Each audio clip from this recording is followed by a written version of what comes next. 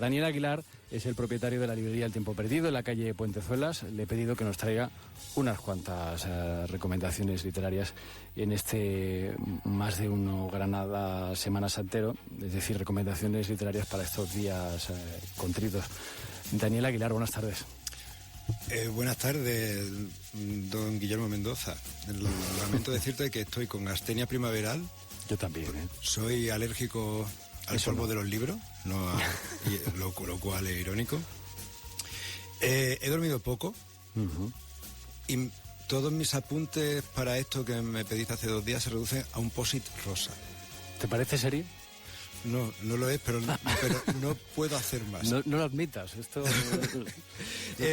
Podría decir que espero que mi capacidad y talento personal complementen la falta de preparación, pero no creo que ocurra. Desgraciadamente yo también lo dudo. Y luego también quiero decirte que, por ejemplo, que nos dan... Pues se puede hacer papel, por supuesto, con árboles, pero yo tengo libretas de papel de piedra que pesan un montón, no sé cómo se hace, y tengo libretas de papel de caca de elefante. ¿Libretas? De papel de caca de elefante. Papel de caca de elefante. Sí, y en el papel quedan restos de las semillas y de lo que ha comido el elefante. Y bueno, es una escritura un poquito más sinuosa. más abrupta, por decirlo de alguna manera, pero bueno, es muy interesante, no solo... Bueno, pues ya saben los oyentes por qué traigo a personas como Daniel Aguilar al programa, porque aprendemos de ellos. Muchas cosas. Bueno, sí. Es una tontería, está muy bien saber que de la caca de los elefantes se puede hacer una libreta. Digo, me la trajo mi mujer de Tailandia y bueno... Ahí continúa porque no he podido escribir más de 3 páginas, que tropiezas cada 2 por 3 con el boli, que un trozo de paja, una brina, un ratoncito. Pero bueno, cacas aparte, sí. Las recomendaciones literarias que nos traes hoy son libros buenos, ¿no? No son libros... No, he hecho lo que podía coger lo primero que se me ha ocurrido. Es que, a ver, tú me has dicho alguna recomendación literaria para Semana Santa, ¿vale? Y tú sabes que tú eres...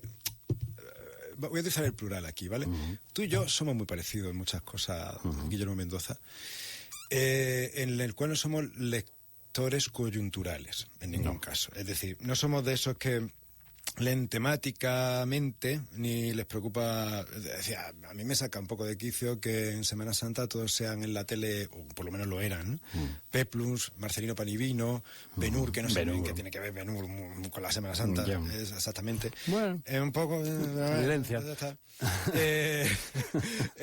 Todas estas cuestiones a mí me resultan, además, eso es redundante, dice, ya sobre todo si ve uno en el centro de una ciudad, dice, bueno, que ya tengo la procesión, ya estoy oliendo incienso, mis zapatos chirrían conforme camino por la calle, ahora también llego a casa y además de tomar comida de vigilia, bacalao solo y tal, me veo Marcelino Panivino otra vez.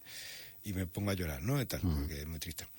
Pues nada, yo he traído libros... Pues yo cojo y te pido libros que... Claro, digo, bueno, pues nada, para ver qué libro hay relacionado con el tema, que no sean libros piadosos tampoco, porque para eso se va uno, o se coge la Biblia, o se coge cualquier otro libro católico, apostólico y romano y tal, y se empapa de ello y ya está. No, yo traigo libros que además que tratan tangencialmente, no, incluso directamente el tema de Jesucristo, de su pasión, pero que el valor del libro está en cómo está escrito. Hay maravillosa literatura al respecto de Jesucristo. Hay alguna literatura muy, muy interesante o muy aceptada como interesante, pero que a mí me da un poco igual. Por ejemplo, el Evangelio según Jesucristo de José Saramago, el primero que viene a la cabeza, nunca ha sido santo de mi devoción Saramago. El Evangelio según Jesucristo tampoco. Pero un libro que de todas formas es muy, muy interesante desde el punto de vista histórico. Y luego tienes un nivel literario alto. Si alguien dice, esto es subjetivo, eso no sé cuánto, pues me parece estupendo. Ya le digo yo que cada uno tiene su subjetividad y según mi subjetividad es un libro de cierta calidad, ¿vale? Sí. Entonces, pero yo he traído en realidad 5 libros que considero muy interesantes, que no me va a dar tiempo a hablar de ellos. Tengo que decir que yo he leído solamente uno de los 5 libros. Ah, no, de esos 5 libros. De esos 5 libros, uno. Sí, has traído El maestro y Margarita de Mikhail Bulgakov. Es el primero. Bulgakov. Digo yo, como tengo el Centro de Cultura eslava al lado de la tienda, creo que Bulgakov. Pues este es el primer libro que nos has traído que va de que el diablo llega a Moscú. El diablo llega a Moscú con un gato gigante que se llama Behemoth, o un nombre hebreo que proviene precisamente del libro de Job, del cual ahora hablaremos, pero que han traducido casi siempre en español por Popota, cuando es un personaje o un nombre hebreo de un mito hebreo, y nunca lo he entendido muy bien. Popota de hipopótamo, una apócope de la palabra, para indicar que es algo muy grande, ¿no? Y es un gato gigante. Entonces, a la vez, la historia transcurre en Moscú y se alterna con episodios de una especie de filósofo hebreo que no me acuerdo cómo lo llaman, Jehová o algo así, que es Jesús, ¿vale? No es Yahvé, el nombre hebreo de Jesús, ¿no? Y tal. Y que realmente es una novela que escribe el maestro del Maestro y Margarita, que se centra no solo en Jesús, sino en la figura de Poncio Pilato. Y entonces se van mezclando estas dos historias, la del diablo provocando el caos en la ciudad de Moscú, divirtiéndose como un auténtico sádico, y mezclando la historia del Maestro y Margarita, de la historia de amor que hay entre este escritor, que está en una especie de psiquiátrico, y Margarita, que es la protagonista, y cómo todo eso se va entrelazando en una historia absurda, enorme, gigantesca y bastante o muy divertida en muchos pasajes. A mí podría hablar muy largamente de este libro. Hicimos un acto hace 4 años o 3 años en la librería, dirigido por Nina Kresova, precisamente del Centro de Cultura eslava, de la UGR, y bueno, un libro inacabable e inabordable, ¿vale? Yo lo recomiendo para quien quiera leer algo que es un libro de estos parecidos a Moby Dick, que trata de todo, trata de absolutamente todo, pero utiliza al diablo y la historia de Cristo y de Poncio Pilato como hilo conductor. Pues me parece un acercamiento muy interesante a la novela rusa, que no suele ser el típico de Tolstoy. Y con un personaje que se llama Popota tiene que ser divertido. Ya, pero te digo que eso es una creación pero yo española. Me quedo con todo eso, fíjate, del traductor. De todo lo que has dicho. Ya está. Entonces, el personaje se llama realmente Behemoth. Es que además lo dicen mucho ahora en los periodistas deportivos ingleses para referirse a los grandes equipos de Europa o las grandes potencias deportivas. Siempre utilizan la palabra Behemoth. ¿Vale? Pues el gran gato negro de esta novela. Luego también recomiendo el libro de Job. Que el libro de Job lo conocerá. Es justo el que he leído, claro. Por ese bestseller llamado Biblia. También lo editan algunas editoriales por separado, como Taurus, en su colección Taurus Grita y Díaz. Y para mí es un libro que traigo aquí porque... A ver cómo lo resumo. Sí, a mí siempre que me han dicho que la Biblia es un libro muy bonito y que hay que leer, hombre, bonito quizá no sea bonito estéticamente, además. Sí, estéticamente, porque luego es durísimo. Es muy sangriento. Y especialmente violento es el libro de Job. Yo creo que desde luego te hace tambalear la fe en Dios este libro, porque aquí lo vemos comportarse a Dios de la forma más caprichosa y violenta posible, ¿no? Entonces, cuando era Yahvé era mucho más duro. Y de hecho Harold Bloom, el crítico del canon occidental, habla del yavista, le llama yavista al escritor del Génesis, o gran parte del Génesis, de partes del libro del Antiguo Testamento, como uno de los grandes escritores de la historia de la humanidad. Y estoy de acuerdo. El Génesis en parte es maravilloso. Luego el libro de Job, que no tengo ni idea ya si lo escribió el mismo autor o no, para mí es un precursor de Shakespeare. He leído ahora mismo la edición de Taurus Grita y Díaz y no me ha llamado tanto la atención como cuando lo leí en la Biblia, porque creo que es una traducción de la edición que hayan sacado en inglés, Taurus, y bueno, pues una versión más resumida, más simplificada, pero yo recomiendo leer el libro de Job la Biblia, la Biblia católica y romana, ¿vale? Que tiene una calidad literaria, una expresividad y una profundidad como no he visto yo más que en Shakespeare quizá. Y además tiene el mismo tono. Se parece mucho al Rey Lear porque es un universo donde parece que es todo amoral, que es completamente amoral, que precisamente el libro de Job parece que no existe Dios. Y Dios es lo que hace, es decir, ese es el punto de partida.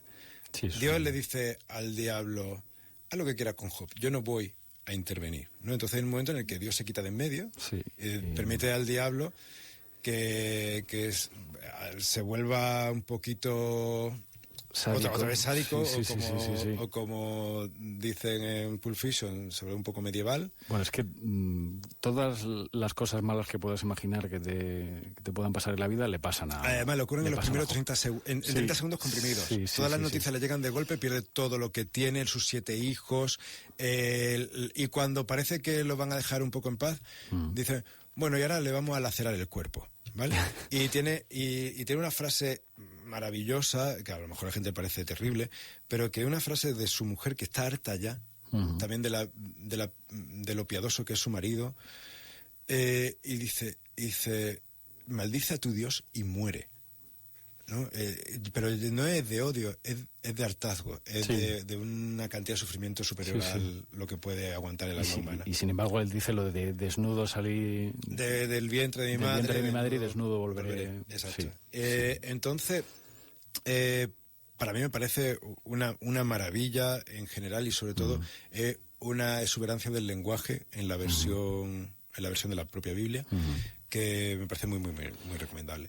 Luego también no sé cuánto nos queda, ¿estás mirando el reloj? Sí, estoy mirando el reloj porque nos queda poco, o sea que vamos a pasar rápidamente a las siguientes recomendaciones. Vale, pero termina de decir lo que vas a decir. Estoy hilando estupendamente, a pesar de lo apagado que estoy esta mañana.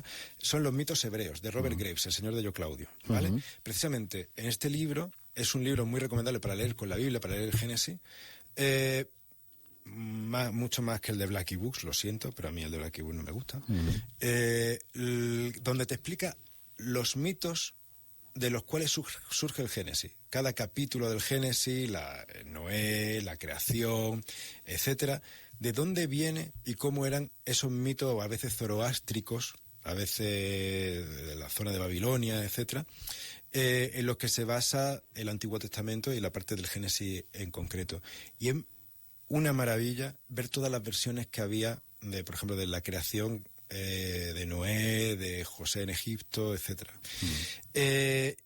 Y sobre todo es para leer simultáneamente con la Biblia clásica.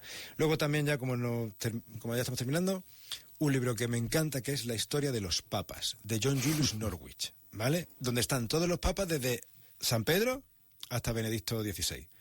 Todos, te lo cuenta todo de manera hilada, y es una maravilla. Acabas teniendo tus papas favoritos, pues en mi caso es Gregorio el Magno y tal, y te cuenta las luces y sombras de absolutamente todo, de lo que ocurre, también, porque la gente dice, ay, también cuenta las sombras, no, también las luces, que hay cosas muy interesantes. Lo dice bien papas buenos y papas malos. Sí. Y te dice bien que no es católico, ¿sabes?